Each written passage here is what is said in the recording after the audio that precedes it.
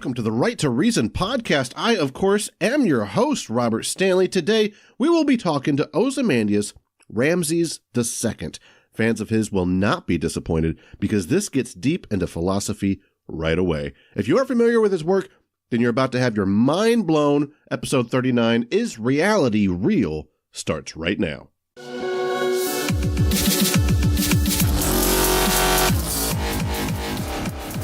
Let me assure you that we are going to take our fight for economic justice, for social justice, for environmental sanity, for a world of peace.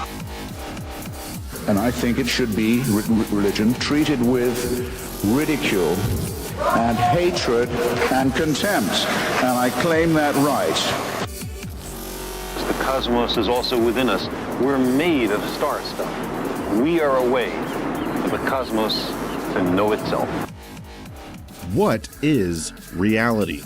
We feel like we're perceiving and interacting with it in a dynamic way, but could it all simply be an illusion within our minds? I argue that we have no reason to think our experiential reality is really real. Ozymandias disagrees, and he makes no bones about pushing back against my arguments. He is such a fascinating guy to talk to. So we just started right up. I literally just picked a spot and hit record because I could tell we were already deep into the epistemology before the real discussion began. I think the part you hear is us starting up, we're talking about Kant and Nietzsche and that sort of thing, but it goes crazy shortly thereafter. Great discussion. It also went on for about 2 hours, so I thought it might be appropriate to split this into 2 episodes. This will be part 1, of course, on the nature of reality. Part 2 gets a bit more argumentative because Ozzy claims that atheists share a role in the burden of proof. I disagree.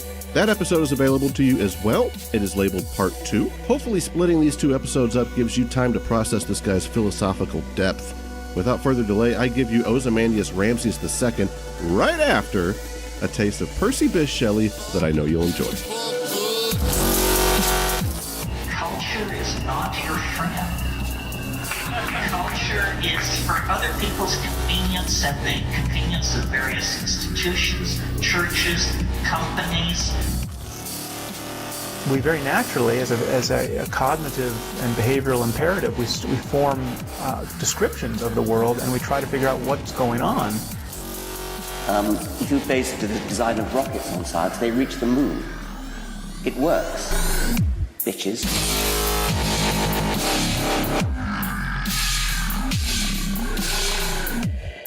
And now, a poem by Percy Bysshe Shelley.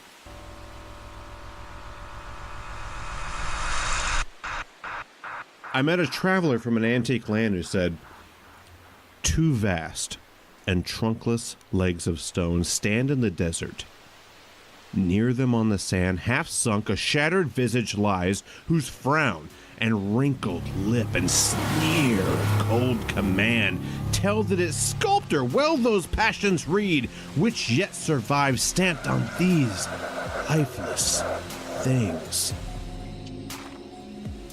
The hand that mocked them, and the heart that fed, and on the pedestal these words appear. My name is Ozymandias, King of Kings.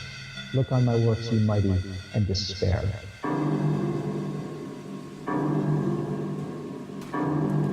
Nothing beside remains round the decay of that colossal wreck, boundless and bare, the lone and level sand stretched far away.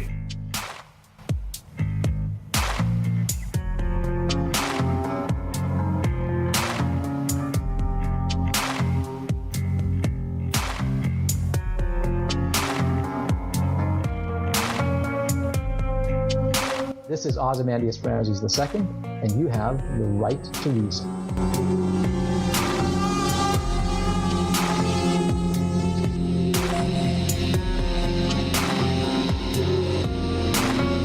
I really like the title Right to Reason. It sounds more like, to me, when I first heard it, I thought, oh, this is better than just rhetorical flourish. The right to reason is something that is systematically suppressed by a lot of religions, right? The whole talk, everything where they try to elevate faith as a kind of intellectual and moral virtue and disparage human reason and autonomous reason and that kind of stuff. anyway, so when I first heard the title of your podcast, I thought, oh, this is really good. I like that. I appreciate that. Yeah, and it stems from this, not just religion, even though that was the primary idea behind it, but anti-feminism, even in our own democracy, like restricting minorities from getting to vote, for example, right. Or saying that you're not justified to make decisions about this because you're not one of us, you're an other. But yeah, that was what I was going for. Oh, good. Glad.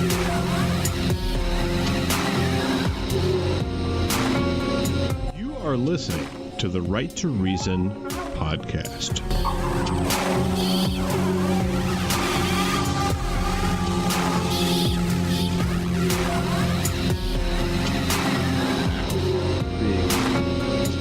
Major fan of Kant, and then I was like, well, Kant's crazy, but Nietzsche, he's the rock star, and he's still my little rock star, but I don't agree with anything he says. And then now I'm just John Stuart Mill nut.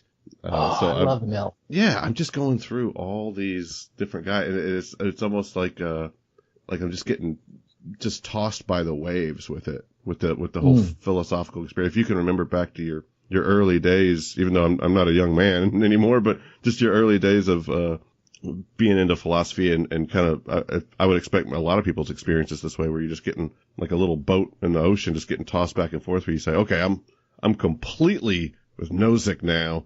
And then you're like, wait a minute, that's ridiculous. I'm not, just every which way. So. No, I had that. I went to a liberal arts college. So I got one of these sort of great books, education. You start with the Bible and the Epic of Gilgamesh, and you sort of work your way through the great works of the Western canon. And I can remember, like I'd read Descartes, and suddenly I was a Cartesian, and and then I'd read Hume, and I was a Humean, and then I'd read Kant, and I'd become a Kantian. It just kept happening. It didn't happen for Hegel though. Hegel was bullshit all the way through, but yeah, I know exactly what you mean. Like you just sort of you feel like a ping pong ball. You're just being played, Yeah, and it's a lot of fun. So where does this end? Do you just end up saying none of them got it all right, but all of them got a little bit right? Is that kind of where I'm going to be? Well, I think the longer you go, the less likely you are to sort of fall under the spell of any particular thinker, right? Like you're not likely to become, like a Randian objectivist or something like that, because it's the first philosophy you encountered at the age of 16 and you read all her novels and, you sort of fall in the grips of that, right? That's not likely to happen. It sounds like you've got enough breadth of reading under your belt now that you're going to be able to sort of pick and choose cafeteria style out of various thinkers and try to, through some reflective equilibrium, make sense of it, and then recognize that sometimes there are tensions and inconsistencies and it doesn't make sense. But nevertheless, you have a reason for believing this part of this person's philosophy and that part of that person's philosophy, and you just learn to live with certain tensions in your belief set, recognizing that some things just don't fit together, but you have reasons for thinking that each of the parts of the elements in your belief set make sense independently of one another, and so you have to go with them because you've got nothing else to go with. You've got to go with what you think is true, even if you recognize that some things don't work together. Ozzy, I hate to cut you here, but there's a flaw with this, though, okay? Okay, sure. Well, I think an apparent flaw, at least, and that is, if we're talking about what is truth and what are ethics, and we're saying you take a little of this, you take a little of that, then doesn't that, in the end, kind of make Nietzsche true whenever he says that it's all relative? That truth itself, just like how he said morality was relative, that truth in itself is relative, that we're just picking and choosing whatever we want with perspectivism. I'm not trying to argue that he's right. I'm afraid he's right, and I don't want him to be, because if things are really just that relative, then, I don't know, it just seems like this whole thing sucks, Yeah, I don't think that makes things relative. What it means is that we're not nobody has any particular purchase on the truth, right?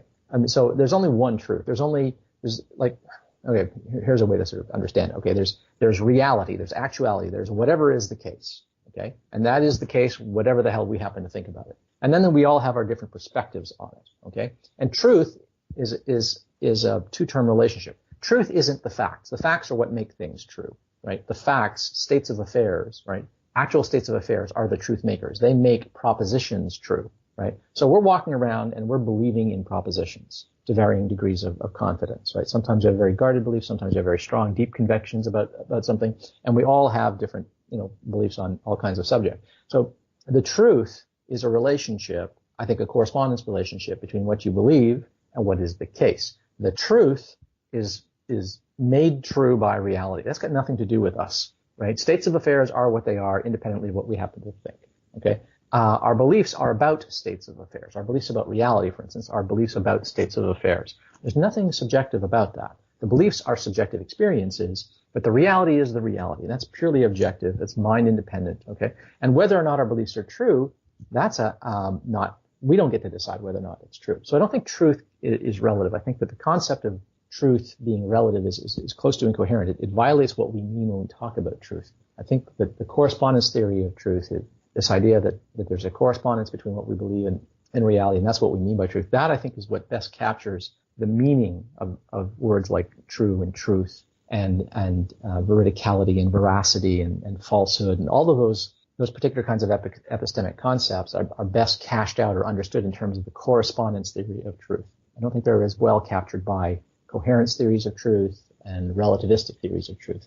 So I think when you talk to people about what's true, they have a certain picture in mind, and it's what I just described. But nobody has the truth in their back pocket. Nobody's in a position to guarantee that their beliefs are true, right? But that doesn't matter. Obviously, you want your beliefs to be true, but the fact that people are going to disagree and that we recognize that some of our beliefs are going to turn out to be false, but we don't know which ones in our belief set are false, that doesn't make the truth relative, right? So truth isn't relative. But what that means is that we have to scale back our confidence in our belief set, right? You have to sort of, like when a person writes a textbook or a book, right, there's usually a preface where they say, any mistakes that are contained herein are purely the fault of the author and not my sources and blah, blah, blah, right? Right? We should all sort of preface our belief set that way, right? I know that somewhere in my belief set there's going to be mistakes, probably piles of them, right? Where they are, I don't know. If I knew, they wouldn't be part of my belief set, right? But I know somewhere in there's going to be mistakes because I've made mistakes in the past and I've had to revise my belief set. So I think it's just skepticism involves intellectual modesty and intellectual honesty to recognize that your belief set, although it consists of everything you think is the case, is nevertheless going to contain some mistakes, but you don't know where they are. Right? So you just have to be intellectually modest about your claims, and you have to not overstate them, and you have to qualify where necessary and be prepared to revise and update your belief set in the face of error when it's confronted, right? And can I interrupt you though, because I feel like you moved on from the objective truth so quickly. I said, well, what if Nietzsche's right? And you said, yeah, well, he's not, because reality is real, and our perception of reality, it must therefore be real as well. I'm paraphrasing you horribly. No.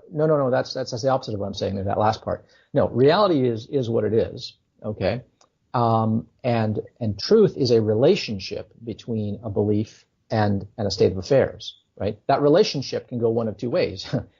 Your beliefs can correspond, they can represent or reflect reality, or they cannot, in which case we call it a false belief. So my beliefs can be true or false. That would only be useful in a functional sense, and a pragmatic way of saying that my beliefs at least allow me to interact with reality, but that doesn't mean that what I see is really real, right? I mean, this could just be, what's the common analogy?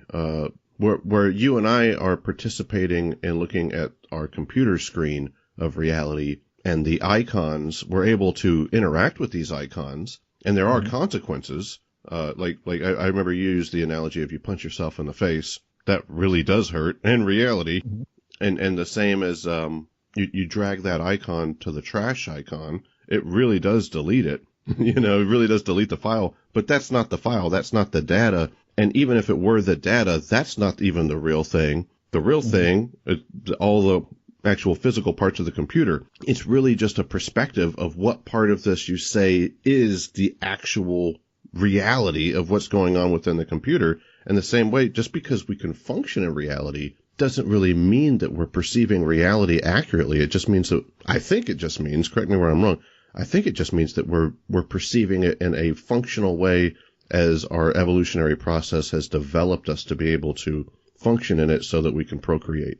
That's true, but that would be like someone saying, look, you're not walking unless you can walk on your big toe ballerina style, right, up on your tippy toes. And if you can't walk that way, you're not really walking. And that what we're doing, walking around this way, isn't walking. And dogs aren't walking because they're on all fours. And chimps aren't walking because they're walking differently too. Look, I think the having of beliefs is the having of a map of the territory.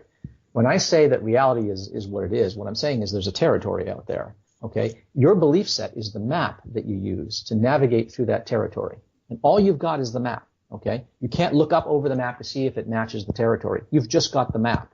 You've got this map in front of you. It's a big map. You're holding it out. It obscures your vision of the world. It is your view onto the world. And you walk around and, sometimes you stumble and you go, well, hey, the map said that there wasn't anything to stumble on here. Well, now you need to revise and update your map. We are all cartographers. We are all in the business of writing, and correcting and revising our map. Parts of the map we've inherited, given to us, but parts of it we are in the course of revising and doing our own cartography through life. So there's definitely a pragmatic component. The point of having beliefs is to navigate through the territory. That's the point of a map. And I think that the way to understand the relationship between a belief and a state of affairs is the way that we understand a map and the territory, right? What people want, though, is they say, well, shouldn't there just be a magical way to, look and compare the map with the territory? If I had that, I wouldn't need the map. Okay? I could just sort of adopt the bird's eye view and look down at reality, and I wouldn't need a map. The reason we need a map is because I can't take in enough of reality, right? You're saying there's this map of the territory, and I'm saying the territory isn't even, we have no reason to know that the territory itself is real, because it would almost be like as if you were playing a video game and your map was a real map of the video game's terrain. Mm-hmm. But the whole time you're saying the video game's the reality, and we all participate in this game, like it's some kind of online game. I think that's the mistake. I think what you're doing there is you're imagining that if you can't look around the map and see the territory, there's no reason to imagine that the map corresponds to anything. No. I'm agreeing with you that the map is corresponding to the actual game territory. I'm just saying that it's just a game. There's no reason to think that what we perceive is actually real. No, look, if I'm in a simulated reality, right, the only reality I can talk about is the simulated reality. If we are in the Matrix, okay, then this hypothesized state of affairs outside of the Matrix is just a bullshit postulate, right? True. Right? True. There's no evidence. It is a bare possibility. It's like imagining that there are millions of gods right now all around me, and that reality is just stiff with gods. It's just that they're intangible, and so you can walk right through them and stuff like that. That's possible too. Another possibility is that I'm in a matrix. That is a bare possibility. That possibility is as unpragmatic and unfunctional and consequently valueless as anything I can think of. So I don't worry about the possibility that maybe I'm in a simulation and that this is the Matrix, or that I'm in Descartes' evil genius scenario, or that I'm dreaming or anything like that. Nobody operates that way. We all operate the way our dogs and cats operate. We operate on the assumption. This is a properly basic belief. We're born with this. We just assume that the world that we see before us is, in fact, the way it is, until we have reason to suspect that it's not. So, I trust the evidence of my senses, and I trust my memory, and a whole raft of cognitive faculties. I just trust in these until I discover something's wrong. So I trust my memory until I discover that it has failed me. I trust my senses until I discover, wait a minute, there's some kind of optical illusion at work here. Something's not right. Some other sensory data is conflicting with what my eyes are telling me, right?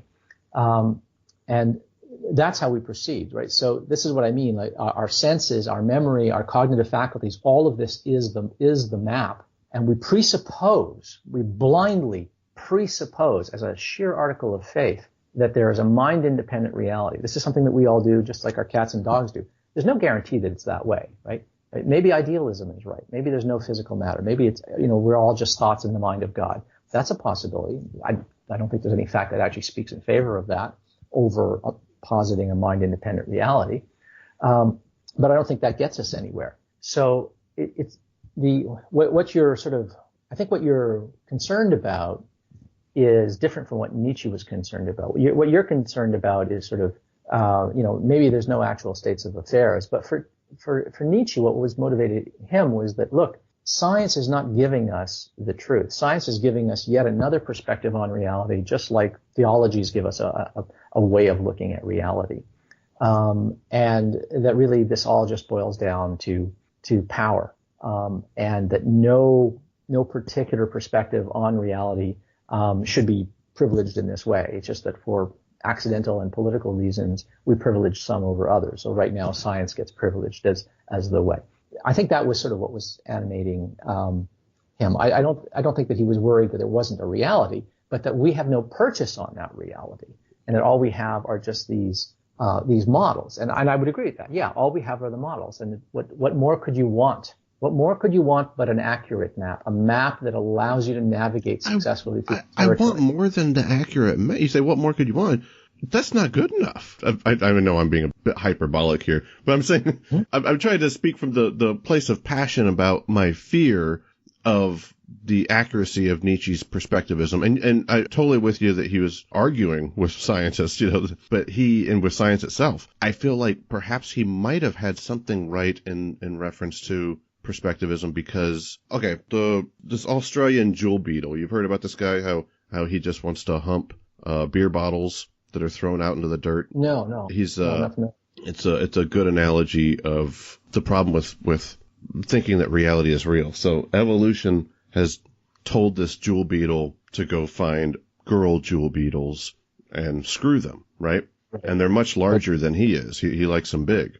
Right. So broken glass bottles and stuff like that. Absolutely. He just looks for, because the female beetle just has like this kind of like a brown bumpy surface on her. So he's just attracted to brown bumpy surfaces. He might think that that's real, but his brain's just constructing this reality inside of itself. He's not really seeing the world any more than we see the world. We just see whatever our brain reconstructs of our own reality around us, or what we assume to be reality. I'm arguing that what we're seeing around us is no more real than the desktop icon is real. But either way, he then will go and, Australians throw out their brown beer bottles. These beetles go and hump them, and the whole species just started to go extinct because of the creation of the beer bottle.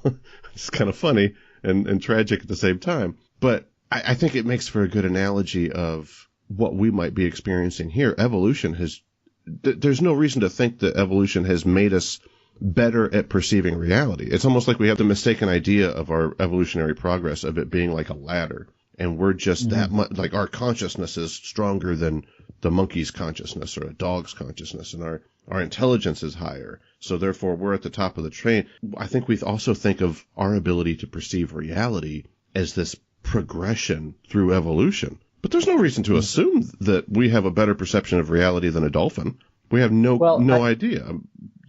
I think in some respects we do, and that we have reasons for thinking that. And one doesn't have to presuppose any ladder of progress or anything like that. I certainly don't believe in any such evolutionary principle of a tendency towards perfection or something like that.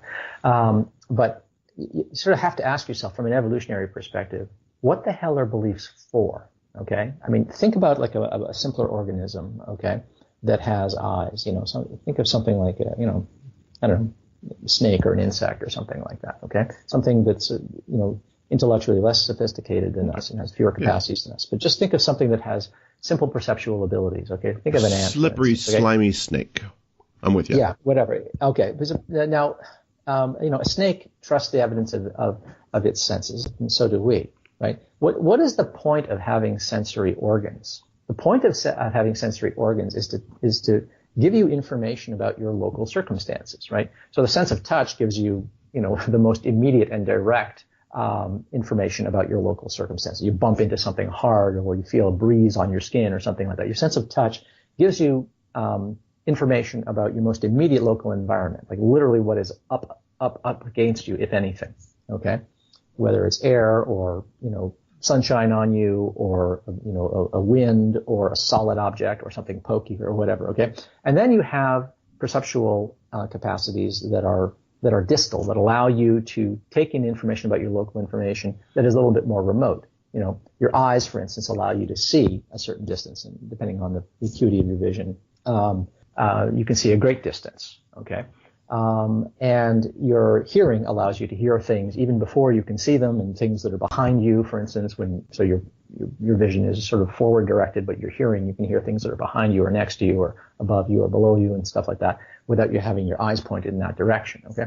So your perceptual apparatuses, those systems exist to update you about what's going on around you so that you can behave in ways that are appropriate so that you can survive. That's what perceptual beliefs are for. That's why you have a perceptual system, right? It's so that you will be able to behave in ways that are conducive to your survival and conducive to your interests as a survival machine, right? What if these senses are just making you better at perceiving the desktop, not the reality of the ones and zeros that are going through the computer? It doesn't matter. It doesn't matter.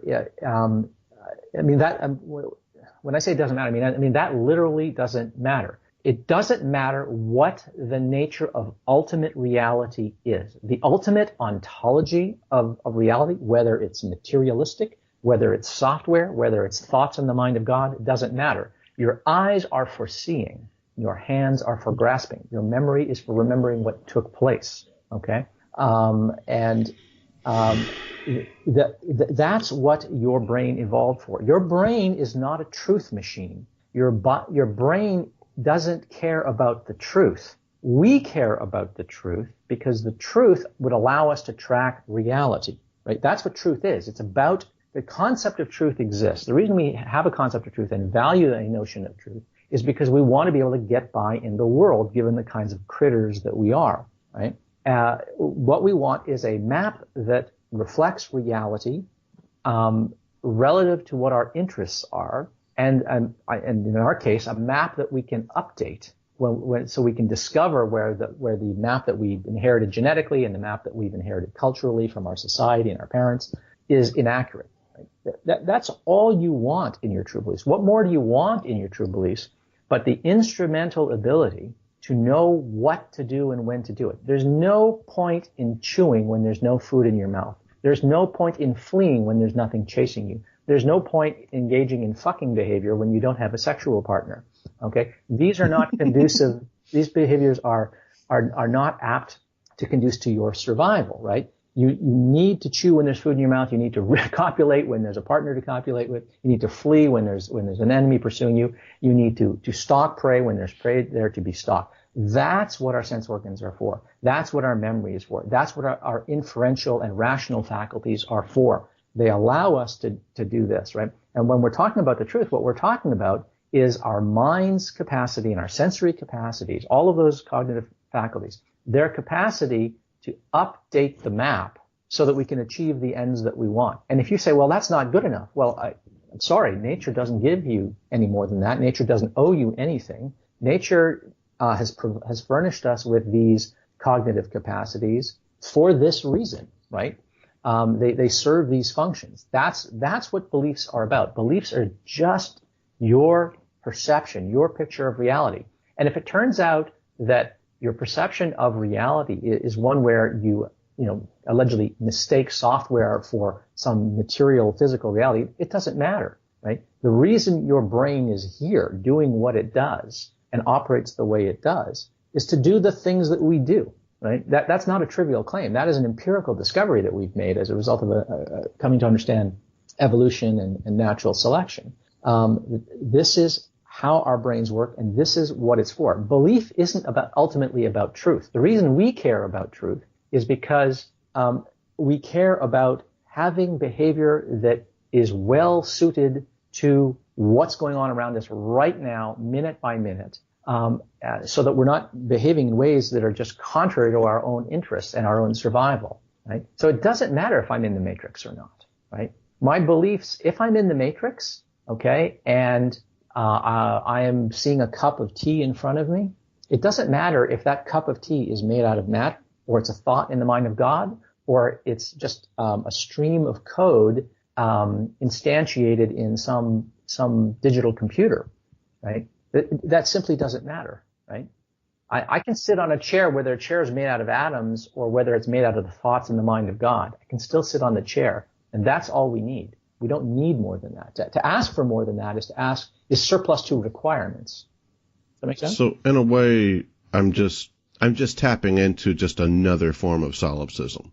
Is that kind of what you're saying? Well, I think you're veering into a concern that is an important philosophical concern, which is the limits of human knowledge, right?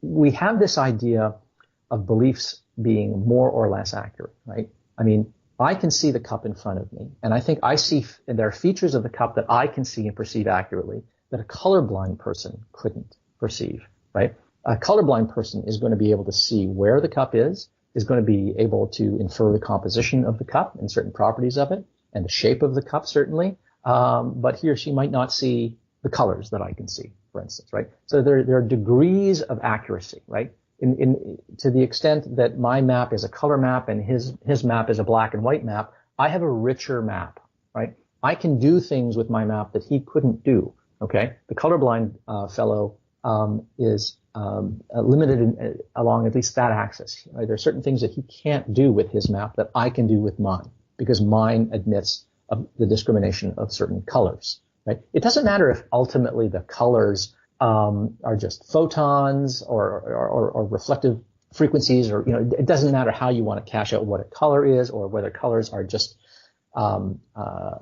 different values that a god assigns to us and puts into our mind, or whether it's just a stream of zeros and ones instantiated in some digital computer. None of that matters. The point is, whatever the ultimate ontology is, I can see colors and this other person can't. So there are different degrees of accuracy in our maps. Now, because we recognize that our maps can be mistaken in some respect, I mean, every time we update our map, every time we revise a belief and abandon a falsehood and recognize some new truth as we see it, we are recognizing that there's a direction away from error and a direction a move in the direction of greater accuracy. And this engenders the notion of perfect accuracy, right? We imagine perfect accuracy, just as I can imagine a flat plane, right? Like my table is flat, my floor is flat. Well, my tabletop is flatter than my floor, because my floor is it's an old house. It's kind of got imperfections in the hardwood floor. But my tabletop is a lot flatter.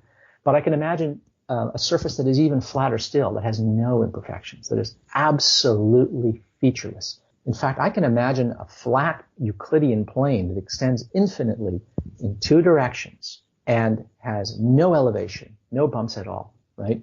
Now, what is that? That doesn't exist in the world. That's an idealization. And it's the same thing with truth. We can imagine an idealized state of affairs where every one of our beliefs is correct, where we cannot in principle discover we're wrong, right? Where we have an absolutely accurate map where there's never a surprise, where we never bump into anything. We never walk knee deep in water and discover, hey, my map says there was a forest here, and I'm finding myself chest deep in water or something like that. Right? Where no such mistakes happen, right? Where our map is so accurate that there are no surprises, right? Now I've just imagined a kind of omniscience, right?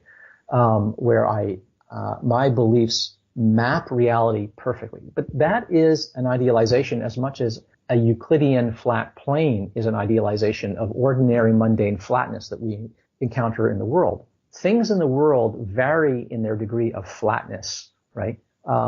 And similarly, beliefs vary in their degree of accuracy and veracity, right? And we can extrapolate them, cantilever that all the way out to some ideal limit. But that ideal limit, the fact that we don't get there, doesn't mean that my beliefs are all useless, that all my beliefs are false, just because my entire belief set isn't exhaustive and absolutely accurate. I mean, it would make no sense to say my table isn't flat just because it's not as flat as the idealized Euclidean flat plane is flat, right?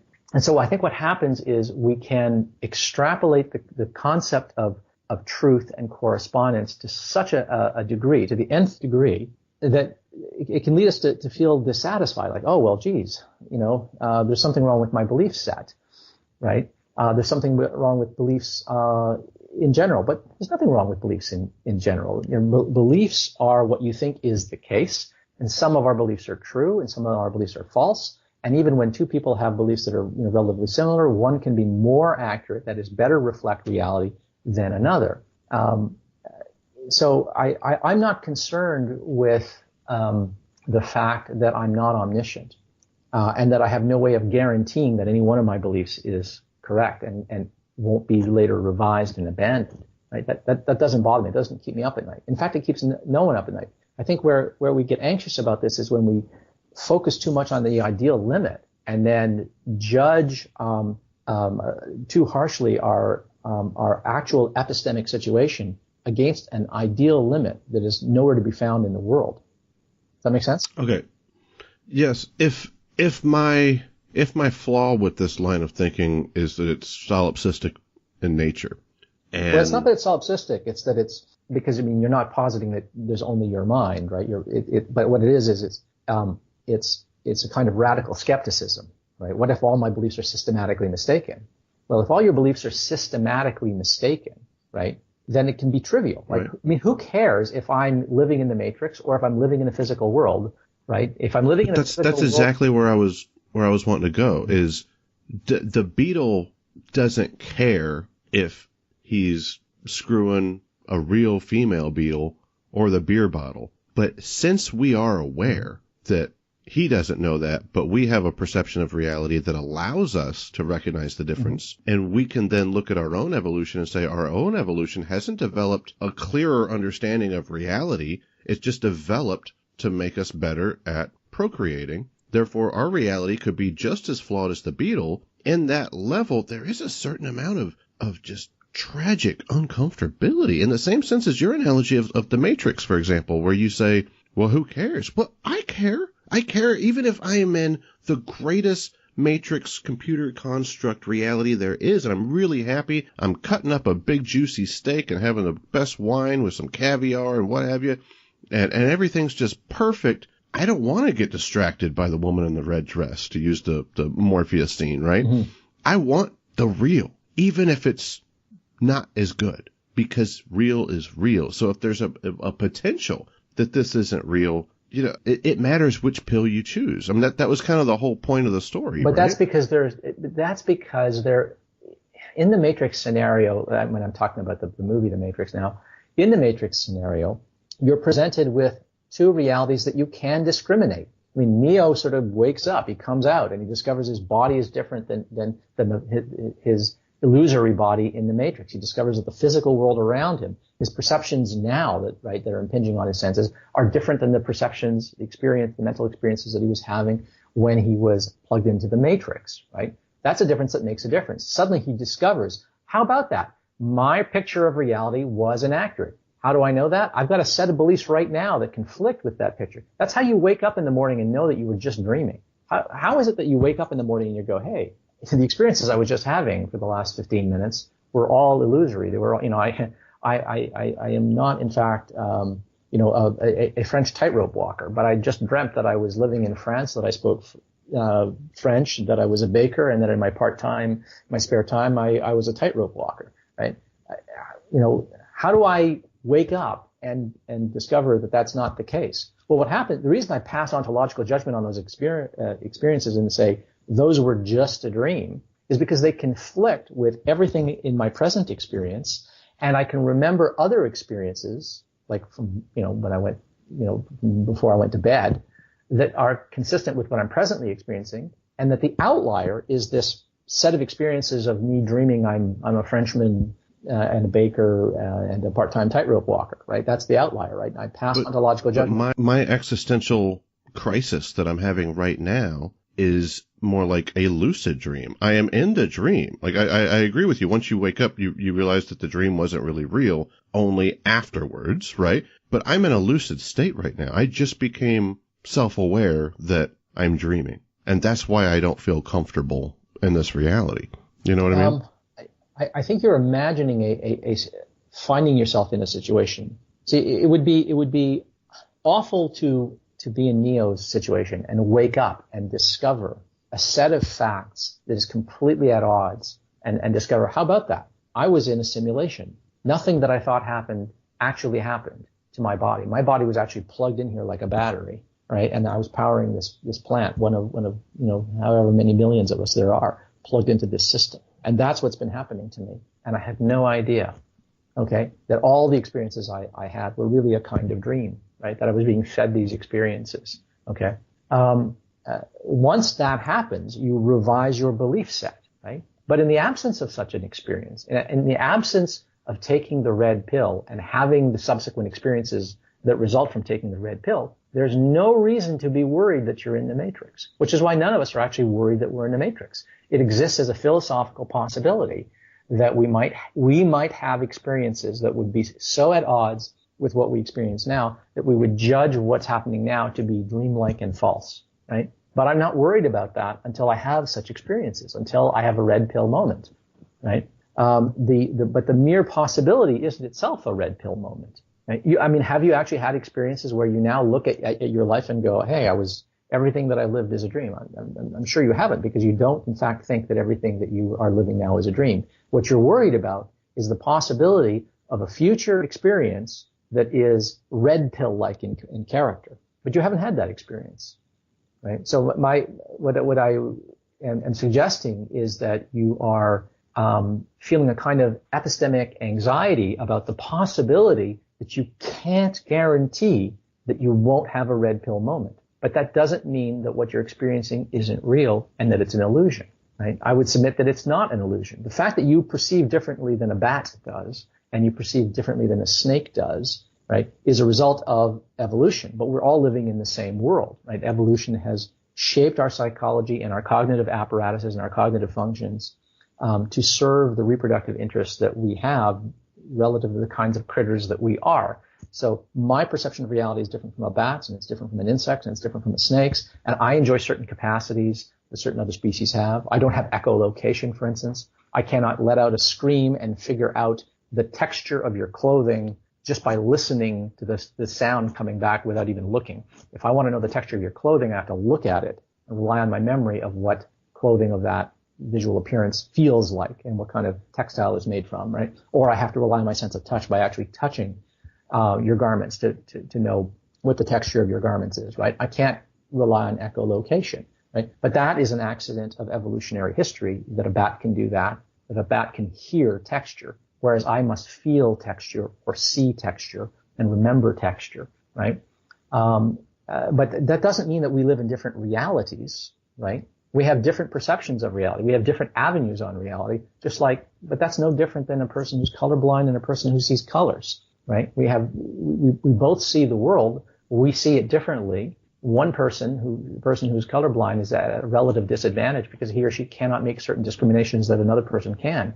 You and I, as human beings, are able to make all kinds of discriminations about the world, about what is in the territory that certain other organisms can't. That gives us a tremendous advantage. It gives us unparalleled, unprecedented power among other organisms. But the fact that I can imagine a being that can make discriminations that I can't doesn't sort of take anything away from me. So I think that we can, in fact, say that we see and know and perceive things more accurately than certain other species in some respects. An eagle can see things from a height that I couldn't see, right, with greater acuity than I could ever hope to see. And a bat can hear things like texture. A bat can hear how distant things are. I can see how far things are, okay, but a bat can hear how far something away is. That's an interesting power to have, right? There's a superhero, Daredevil, inspired by this capacity, right?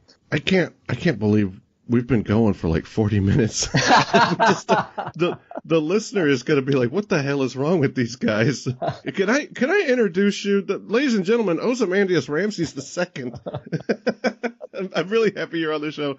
Wow. What just happened? Thank you for that. I guess we're in the Matrix, and there's really just nothing we can do about it. Well, I would suggest that if the Matrix is as imperceptible to detect as you're imagining, then it doesn't matter that you're in the Matrix, right? It's being in the Matrix. I just disagree. I think it matters. I get what you're saying. Mm-hmm. It matters. It matters, Ozzy. I don't know. Could you tell us a little bit about yourself, please, so that we can we can actually do a proper introduction. I feel very unprofessional, but you just started right up. Yeah, well, that's what happens when you talk philosophy. Very often you just get into a discussion and you just have to follow where the discussion goes. A little bit about myself. Okay. My name is Ozymandias Ramses II, and I'm a YouTuber. And I make videos about the great debate, the so-called great debate, the question of God's existence.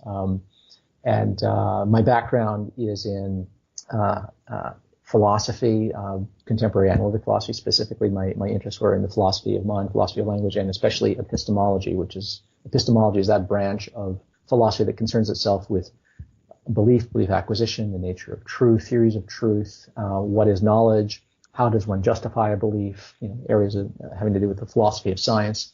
So contemporary analytic epistemology was my area of specialization when I was in university. And I make videos that are about the great debate, God's existence, proofs of God, critiques of religion. I'm an atheist, I should say, and so I've made a lot of videos about that sort of thing. I've made a lot of videos arguing against certain strains of apologetics, like Christian presuppositionalism, for instance. I've got a series of videos arguing against that sort of thing. Yeah, they're fantastic. I mean, they are really, folks, if you want to find something that is explained to the layman, because this guy, he is a philosopher's philosopher, as you can already tell me. He just spouts this stuff off like it's nothing to him. But if you want to hear something that's explained to the layman in a way that the rest of us can get it, but covering some of the most difficult topics that would take you a library of experience to start to understand, go to YouTube, and it's Ozymandias Ramses II. If you type in that first part, it'll pop up. He's very popular, so your auto search thing will pop his name up immediately. But thanks so much, man. Thanks for coming on and talking to us.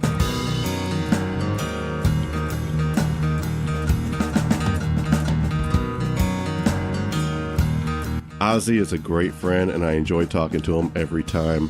Feel free to, at your leisure, hear the second part of this conversation where we discuss the logical burden of proof for atheism. I disagree with his argument, but I'll let you be the judge as to who is right. That's all in the bonus episode of Part 2.